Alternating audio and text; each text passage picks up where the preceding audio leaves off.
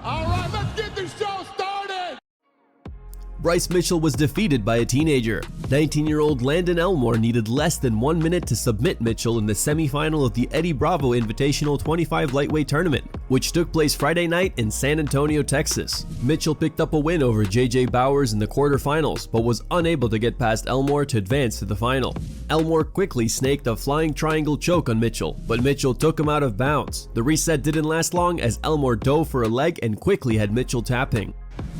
Involved in a match where both were highly anticipated making their debuts. Both matches went well. Oh, now, flying triangle from the big slam. Bryce Elmore, lifts him. He cannot slam him, but right now,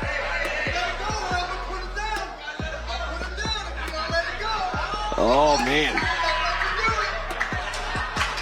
I to do some thug nasty kind of stuff. He flies on the triangle again. Bryce sensed it a little earlier this time, but you do not want this. Uh-oh, inside heel hook. Got him. Wow. Got him under a minute. The big slime, dude. Khabib Nurmagomedov is known for his intense training methods, including swimming upstream in freezing cold rivers. Despite being retired, the Eagle continues to embrace this brutal routine, recently sharing a clip of himself doing it on social media.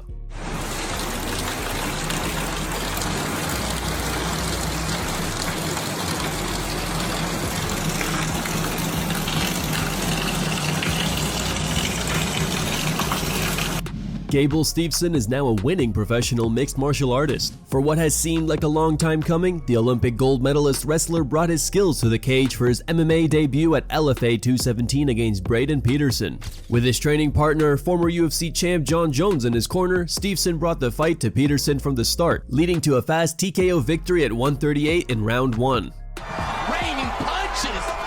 Pounding and pounding vicious shots. Peterson needs to try to defend himself, or they're going to stop this fight. And here's Jon Jones' live reaction to Steveson's win.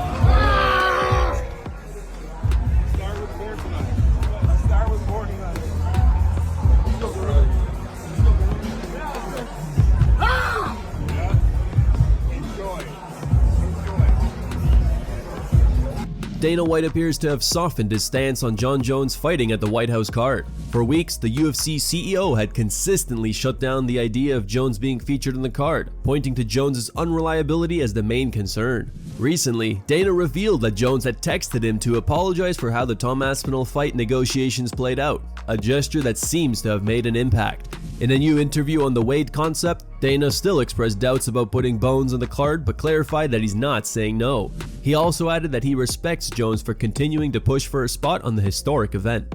I know that you essentially had ruled out Jon Jones being a main eventer on that card. He says he's training 5 days a week, Dana. He says he's trying to get on that card. What does Jon Jones have to do to get on a White House card? Well, Jon Jones doesn't have to train 5 days a week now. The fight isn't until next, he just looks like he's jazzed up. He's ready, This is a renewed Jon. He has made it very clear to me that this is what he wants to do. But I need people on this card that I can count on, that no matter what happens, opponents get switched out or whatever happens, I need guys that I can absolutely count on that are going to show up that night. So, listen, I'm not saying no to Jon Jones, and I respect the fact that he's pushing this hard, but Jon Jones and I just had a deal that he pulled out of. So he's not on the top of my list, even though I say it all the time, he's the greatest of all time. I still know that to be a fact. The comments are going to come after you once again. He's not the greatest of all time guy you can count on, that you. Belal Canelo Hands Muhammad has shared his prediction for Terence Crawford versus Canelo Alvarez. Speaking in a recent YouTube video, Belal said, quote unquote, "You can't have Canelo fight weak without Canelo Hands breaking it down." He believes Canelo's size and power will be too much for Crawford to handle and ultimately picked Alvarez to come out on top. Antonio, what I'm going to break down, but you can't have a Canelo fight this week without having Canelo hands break down a fight. Everybody was laughing when my coach said I got hands like Canelo. You saw that jab out there? My pick breakdown for Canelo Crawford. I think Canelo's going to be a little bit too big for him. I love Crawford's style. He switches stances. He's fast. He has really good counters, head movement, everything. I just think Canelo's going to be able to walk him down and hit you with those thumping shots, the body shots, the big hooks, stay in his face. And especially if Crawford switches stances, I think Canelo's going to be able to take advantage of that a little bit. Crawford has really good defense from both stances, but I think one side's always going to be better than the other side. I think Canelo, I don't think it'll be a knockout, but I think Canelo will wear on him. I think it comes down to size and power, and I think Canelo just has more of it. So I'm picking Canelo for that fight. Those are my breakdowns for the week. We've been riding hot. Let's see if it continues this week. Make sure you like, subscribe, follow, and tell your friends about it. Appreciate you guys. Merab recently faced off in a grappling match with American DJ and music producer Diplo at the UFC Performance Institute, and it didn't last long.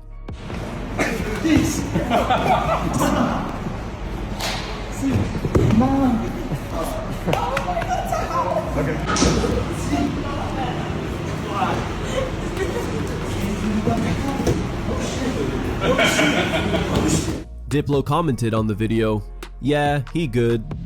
Yoel Romero is still knocking people out at 48 years of age, and now he's doing so without gloves on." Romero faced Theo Dukas in the featured bout of BKFC 80 on Friday night at Seminole Hard Rock in Hollywood, Florida. The multi-time UFC title challenger made his promotional debut and in the second round showed why he's still one of the most dangerous men in combat sports, delivering a trio of brutal knockdowns to his opponent. After the third time Dukas hit the canvas, the referee had seen enough and called the fight.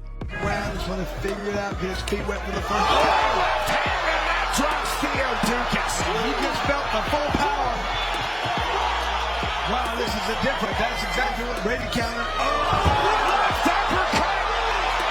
Cool as you like on knockdown number 2 for Yoel. Wow, that was a nasty good. Romero. Oh, hand trap.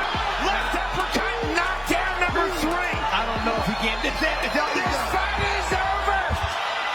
Welcome.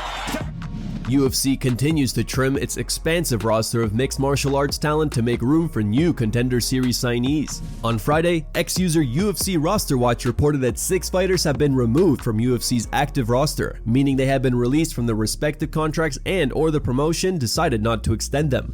The most prominent fighter to lose their spot on the roster is Marina Moroz. The Ukrainian fighter held a position in the women's flyweight top 15 rankings for a few years. She entered UFC in 2015 and pulled off a massive upset against Joanne Wood, submitting her in the first round. Recently, she was suspended for a year for testing positive for meldonium. Moroz is riding a 3-fight losing streak and leaves UFC with a promotional record of 6-6. Another fighter released from the promotion is Austin Hubbard. He did not have much success in his second stint with the UFC, going 1-4, losing his last 3 fights. 4 additional fighters were also cut from the roster, all of whom are coming off losses. Mahashata Haisir, Preston Parsons, Weston Wilson, and Melissa Martinez. Here are the top 3 memes found on the internet. Number 3 meme was posted by Diffib the Ribs. Number 2 meme was posted by Nits26. And number 1 meme was posted by Bright Ad.